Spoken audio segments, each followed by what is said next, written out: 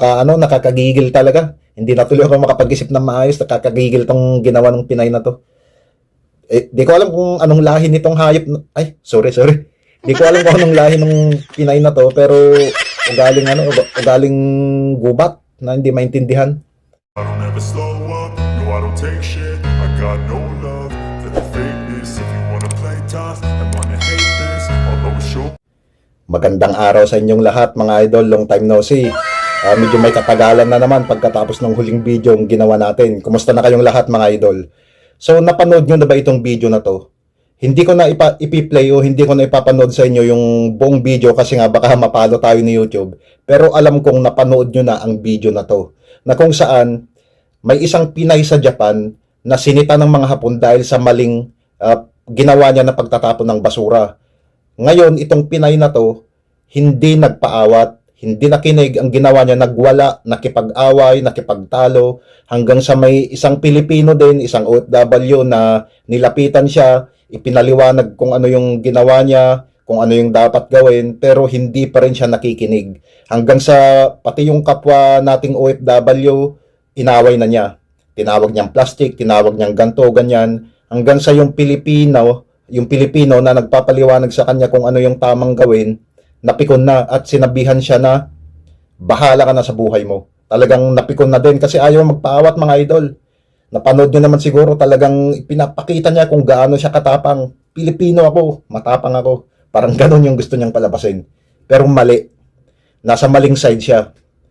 Unang-unang mga idol, itong video na to, gagawin ko to para sa mga kapwa nating OFW, lalong-lalo na yung mga bago pa lang, at yung mga kapwa nating Pilipino na nagbabalak pa lang mga ibang bansa. Huwag niyong kakalimutan to. Kahit saang bansa man natin gustong pumunta, huwag niyong kakalimutan na tayo lang yung dayo. Tayo yung dadayo, tayo yung pupunta sa bansa nila para magtrabaho, para maghanap buhay. Tayo ang dapat sumunod, tayo ang dapat mag-adjust sa mga batas na pinapatupad nila. Hindi sila ang mag-a-adjust para sa atin. Maliwanag naman siguro yon mga idol. Tayo ngayon yung dadayo tayo yung pupunta dun sa kanila para magtrabaho. Natural, bawat bansang pupuntahan natin, may batas na pinapatupad yung mga yan. Tayo ang dapat mag-adjust, tayo ang dapat sumunod. Hindi sila ang mag-a-adjust sa atin, hindi sila ang susunod sa atin. Tulad nun mga idol, napakasimpleng problema lang naman. Hindi naman siya pinagalitan o hindi naman siya inaway. Ipinaliwanag lang sa kanya na mali yung ginawa niyang pagtatapon ng basura. Nilagay yata sa maling lagayan, parang ganon yung nangyari doon. Ngayon, pinapaliwanag sa kanya yung tamang dapat gawin nung Hapon na lalaki. Hindi naman siya inaaway, pero ang ginawa niya, talagang nagsisisigaw siya kung ano-anong sinasabi niya doon sa Hapon, tinawag pa niyang sakang, hanggang sa may nangialam na rin na isang babaeng Hapon. Ganon din, pinapaliwanag naman sa kanya ng maayos, hindi naman siya inaaway, hanggang sa dumating na yung isang Pinay, pinapaliwanagan din siya, pero talagang ayaw niyang makinig mga idol, sobrang tapang talaga. Pinapakita niya talaga yung lahi nila Lapu-Lapu kung gaano katapang. Pero mali. Mali talaga yon mga idol. Kasi nga, simpleng bagay, hindi niya masunod. Ano pa kaya yung mga batas na mabibigat na dapat sundin, hindi mas lalo nang hindi siya makasunod. Lalong-lalo na itong Pinay na to, bago lang dyan sa Japan, parang ganun yung ibang mga video na napanood ko tungkol sa nangyari dyan. Dito nga mga idol, ang basura kailangan, hindi mo dapat itatapon ng buo yan. Kailangan isegregate mo muna. May lagayan ng nabubulok, may lagayan ng mga lata, may lagayan ng mga karton. Kailangan hiwa-hiwalayan. Napakasimple namang sundin. Hindi naman kailangan makipag-away, hindi naman rocket science yan na talagang hirap na hirap tayong sundin. Napakadaling sundin kung pagtatapon lang ng basura, mga simpleng pagtawid-tawid lang sa mga pedestrian lane. Huwag na tayong makipagmatigasan sa mga yan, sa mga ganyang bagay kasi madali lang sundin para din naman sa atin yan. Nung napanood ko tong video na to mga idol, talagang yung katawang lupa ko talagang nag-level up. Talagang nakuha niya yung inis ko. Kasi nga, ba't nakikipag-away siya ng ganyan, lalong-lalo na bago pa lang siya sa Japan. Tandaan natin mga idol, napakadaming Pilipinong gustong makapunta ng Japan. Napakadami. May mga paulit-ulit nang nag-a-apply pero hindi lumulusot. Pagkatapos siya, nandoon na, pero ipinapakita niya na wala siyang disiplina. Ang di ko talaga maintindihan mga idol, bakit kailangan pa niyang makipag-away sa simpleng bagay na yun? Mahirap bang sundin? Mahirap bang makinig kung tama naman yung sinasabi ng ibang tao sa'yo? Kung alam mong mali ka, wag ka nang makipag-away, wag ka nang makipagmatigasan. Lalong-lalo na't nasa Japan siya mga idol. Alam naman natin ang Japan, napakadisiplinadong bansa yan. Pagkatapos ipinapakita niya na wala siyang disiplina.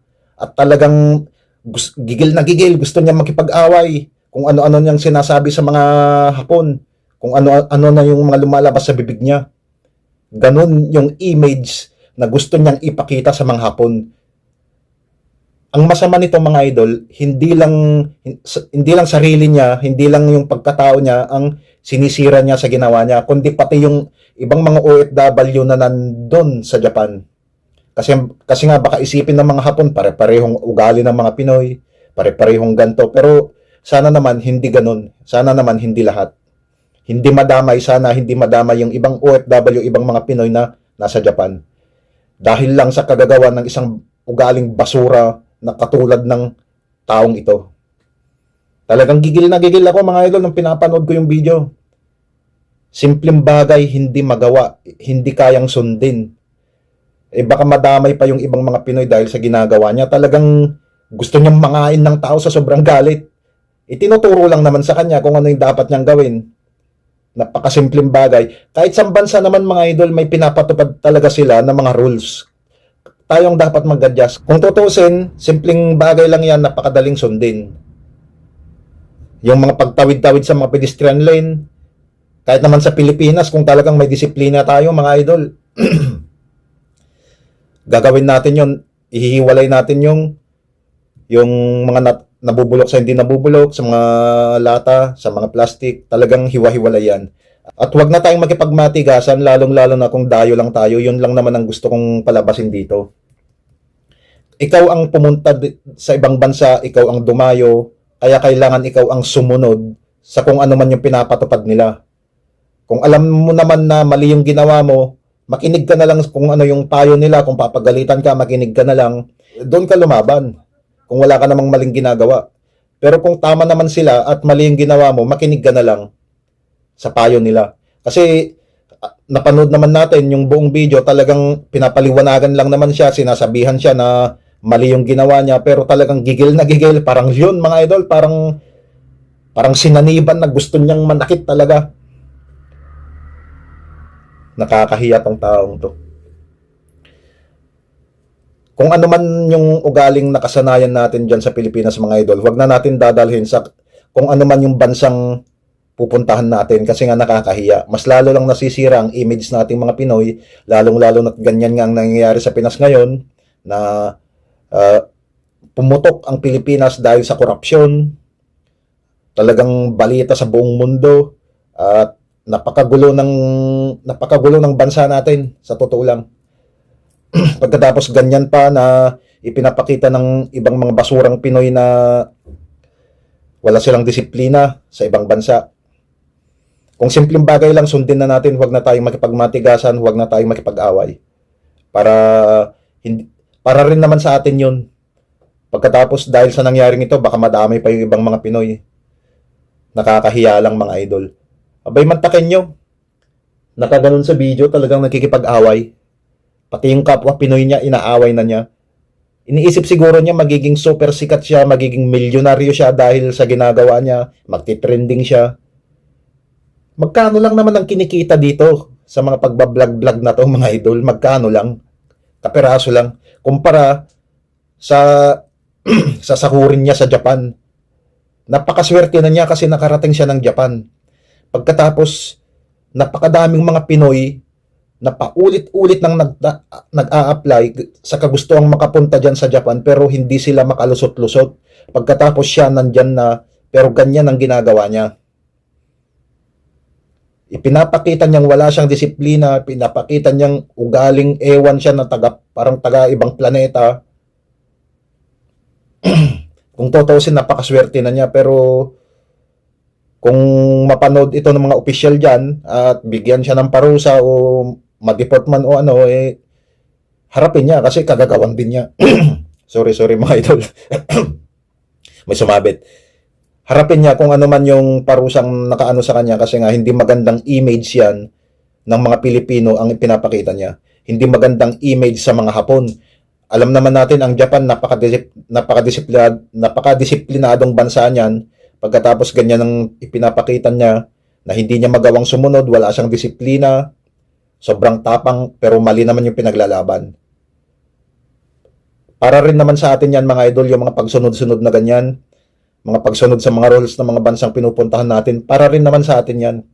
Kung alam naman natin sa ikabubuti nating lahat, sundin na natin. Huwag na tayong makipag-away, huwag na natin makipag-argue, kasi nga hindi tayo mananalo. Kung magkaroon man ng kasuhan dyan, ang mananalo dyan yung pa rin lokal, kasi nga manghapon sila, at kitang-kita naman na sila yung tama. Kahit akong Pilipino, talagang alam kong mali yung ginawa niya. Sumunod na lang tayo para walang gulo, walang away, walang sakit ng ulo. Kung alam naman natin na tama yung sinasabi nila, makinig na lang tayo. Huwag na tayong magtapang-tapangan pa kung alam naman nating mali yung ginagawa natin. Nakakagigil talaga. Hindi na tuloy ako makapag-isip ng maayos, nakakagigil tong ginawa ng Pinay na to. Di ko alam kung anong lahi nitong hayop. Sorry. Di ko alam kung anong lahi ng Pinay na to, pero ugaling gubat na hindi maintindihan. So hanggang dito na lang mga idol. Ulitin ko ulit. Sa mga kapwa ko OFW na bago pa lang, sa mga kapwa ko Pilipino na gustong maging OFW, na gustong mangibang bansa, kahit saang bansa man tayo pumunta, sumunod tayo sa kung ano man yung pinapatupad nilang mga batas. Sa mga simpleng bagay lang naman na kayang-kaya na naman natin sundin na lang natin. Para rin sa ikabubuti natin yan, para sa ikabubuti ng lahat. At bandang huli, wala pang madadamay na ibang mga Pilipino dahil sa kagagawan natin, dahil sa kawalang disiplina natin. Kung ano man yung nakasanayan natin hindi maganda sa Pinas, iwan natin yan dyan sa Pinas. At pilitin natin magpakatino sa kung saan man bansa natin gustong pumunta. So, hanggang dito na lang mga idol, paulit-ulit na naman ang sinasabi ko at baka may mga magalit na naman dyan sa mga nagsasabi sa akin na paulit-ulit yung sinasabi mo. Pero kita nyo naman, wala akong script.